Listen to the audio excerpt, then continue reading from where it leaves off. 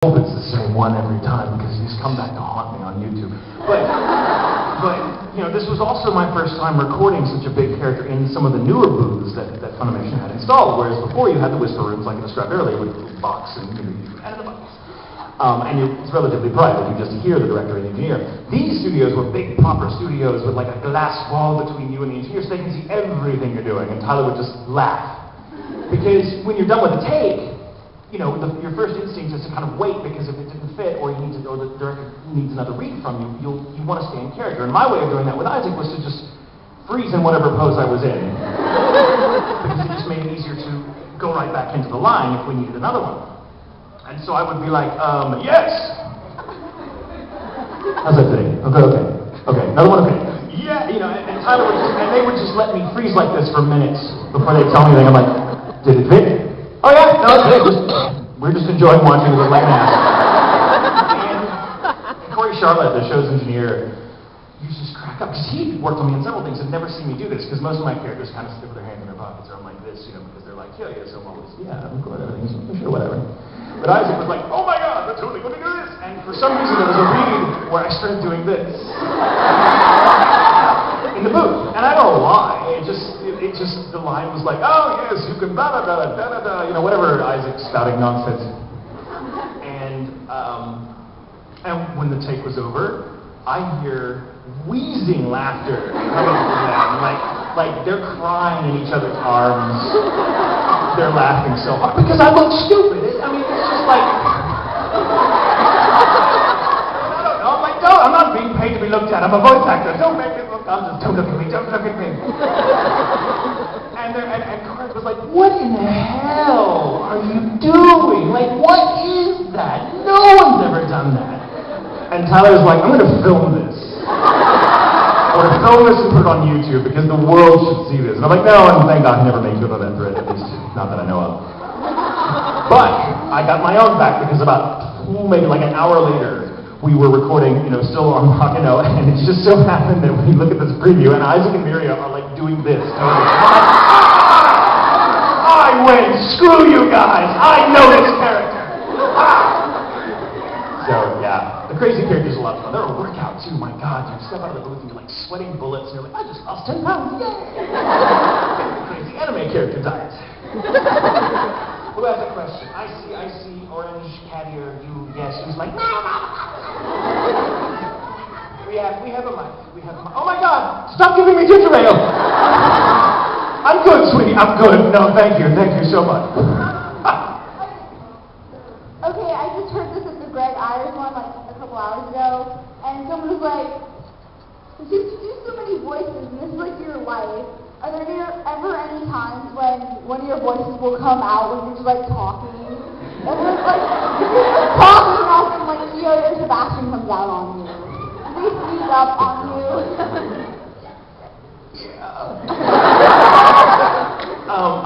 I still occasionally will do interview on purpose in the drive-thru of Jack in the Box. Because it's hysterically funny. Like the Jack in the Box up the road from Funimation, they're so inured to it. Like most people, you see them. I expect to see people like clawing out their way out the window when I do that voice in the drive-thru. Not at that one. They're like, oh, it's you again. Hi, have a nice day. Do you like an extra macaroni sauce? No. I'm like, really? No, fine. Thank you. Sigh. But occasionally Sebastian will come up, particularly if I've done him all day. That.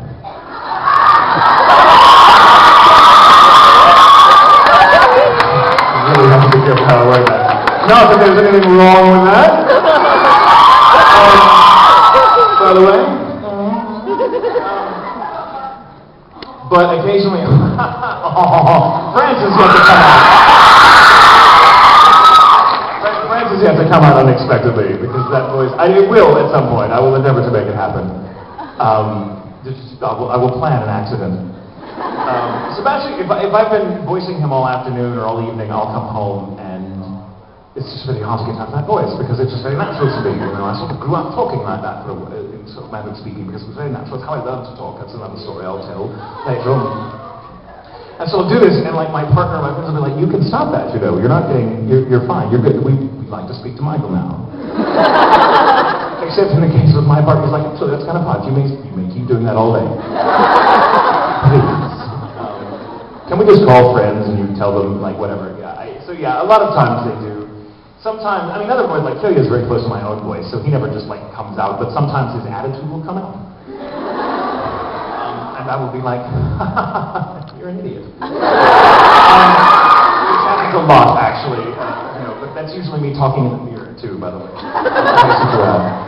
So yeah, that's part of the fun of it, too, is you get this huge backlog of schizophrenic personalities that are just kind of waiting to be like, no, I want to say this, and they do, and they come out, and I'm like, I'm very sorry about that, that wasn't me.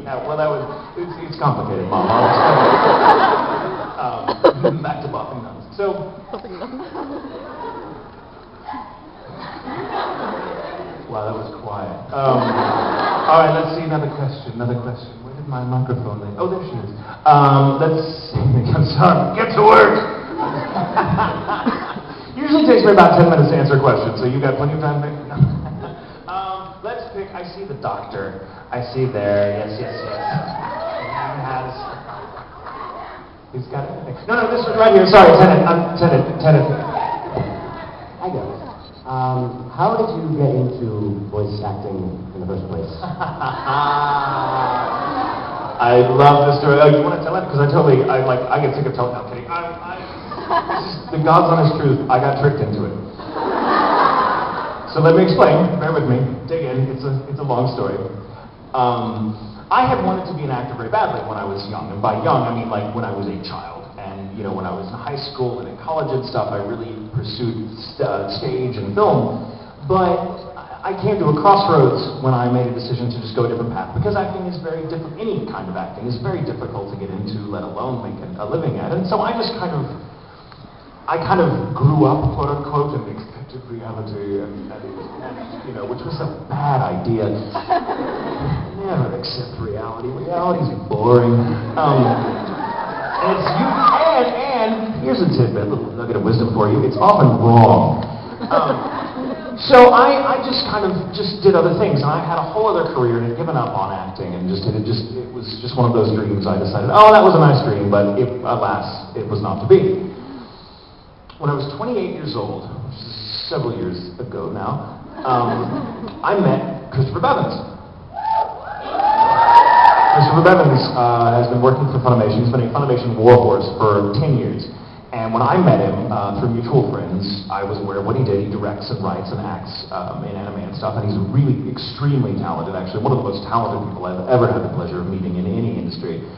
And we just became really good friends, and I had no desire to be in it. I was a big fan of anime, but I never had any illusions, and he was just this cool guy that I got to hang out with, and we were comic book nerds together. And then after 2 years of knowing him, he called me one day, like just out of the blue, and said, hey, I have this crazy idea.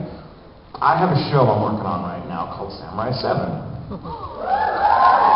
Are you familiar with the movie that's based on? Yeah, it's like one of my favorites of all time. Wow, it's cool to make an anime. That's awesome. So what do you need? He's like, well, here's the deal. I thought it'd be a lark if you'd come in and audition for me. I've got this part that I think you'd be perfect for. And I'm like, no.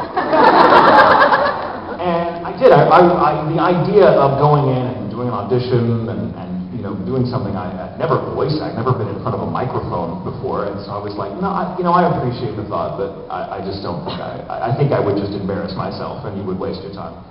And so I begged off of it for 2 weeks. I kept just telling him, no, I appreciate it, but no, I don't really, thank you. He's like, I think you'd be good. And over the course of that 2 weeks, the tone went from, come on, are you sure? I think you'd be good, to, I will put a gun to your head. I will kidnap you and drag you up here and force you in front of that mic and punch you in the balls until you do what I'm telling you. And I mean, and I'd known him, and I'm like, what happened to the nice, pleasant, approachable, laid-back Bevins? Gone.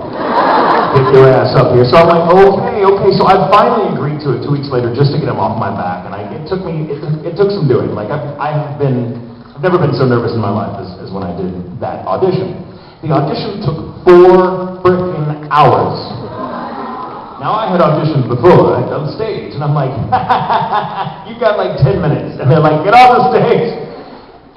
This was 4 hours, and we were like matching flaps, the mouth movements and stuff, and actually getting into the story. He's directing me, and he's changed like a little lower, a little higher, putting this here, and he's really technical, and I'm just the whole time thinking, I am sucking at this. 4 hours later, I step out of the booth confident that I have just wasted everybody's time, and I can finally get Bevins off my back, and I tell him, I'm like, this is crazy. Like, this looks like a lot of fun, but how do you people get anything done if it takes like 4 hours to audition everyone? He's like, oh, it doesn't. You like won it after 5 minutes. We just recorded the first 6 episodes. Sign here. You're now an actor. So I kind of, my response was,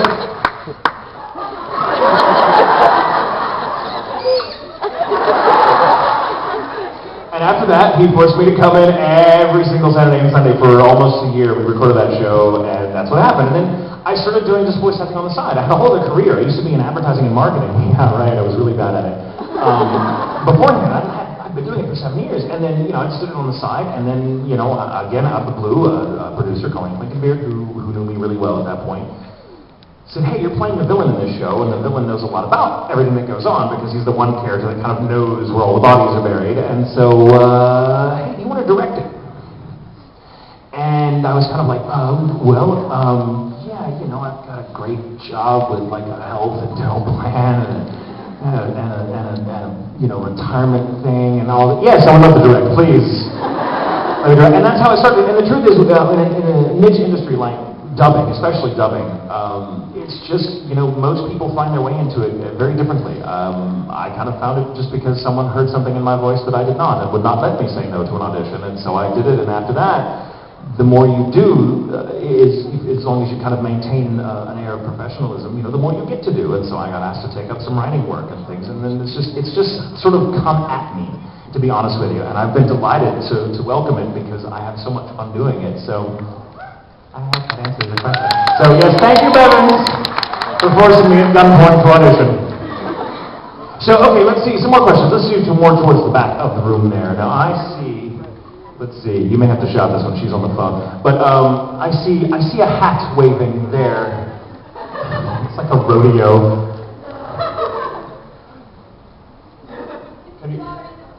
Can you shout it? I don't think she'll get to you in time. She's standing up right here in the sort of teal little outfit, which is really cool. She was waving a hat earlier. Oh, that hat. Your hat. It's a very cute hat. Well, I was wondering how long it took you to get into a British voice for Sebastian. Not very long at all, actually. And I was and I'm really not joking when I said that's kind of how I learned to talk. And here's an interesting story a lot of people don't know about me. I did not talk until I was almost 9 years old. Yeah, I know, I've been making up a lost time ever since. I had a horrible speech impediment. I had a stutter, and it was a debilitating stutter, so much that I rarely spoke. Thank you, you're all very sweet. There's a lot of people that kind of wish I still stuttered. Thank you. Well, see, and mine was difficult. It made it so difficult to speak that I just wouldn't. And it was very difficult for me to learn how to speak because, people make fun of you and people are jerks. And even my own family, I was very conscious of how difficult it was to listen to me. So I would just refrain from talking. I used to walk around with a little notepad and write things on it, and that's how I would talk. And I know, very cute, right? So I went to a speech therapist, and I had a speech therapist for 5 years who was British. And she was this ancient woman, like just carved from rock. She was around when God was a little boy. And she had like this massive gray, like iron gray bun of hair that accounted for a full 1.5 feet of her height. And she had these wire-rimmed spectacles that could just stare daggers at you. But she was very sweet, and she'd always say things like, okay, the ladies and the pennies, and she'd put like little tablets of candy on your tongue with a pair of tongs from this unmarked tin she carried in her purse. And I saw her on and off for 5 years, and then God love her, she passed away years ago. I mean, she was already like 1,000 years old when I knew her. And I don't think she passed away, she probably just regenerated or something. But that's how I learned to talk. And among my family, it's really funny. As far as my family is concerned, I am the quiet one. And that is me being just normal. No, I really am. That's because everyone else in my family is, blah, blah, It's like being in Wall Street around like Christmas time in my family. Everyone's like, like, hey, hey, hey, hey. And that's just how we talk.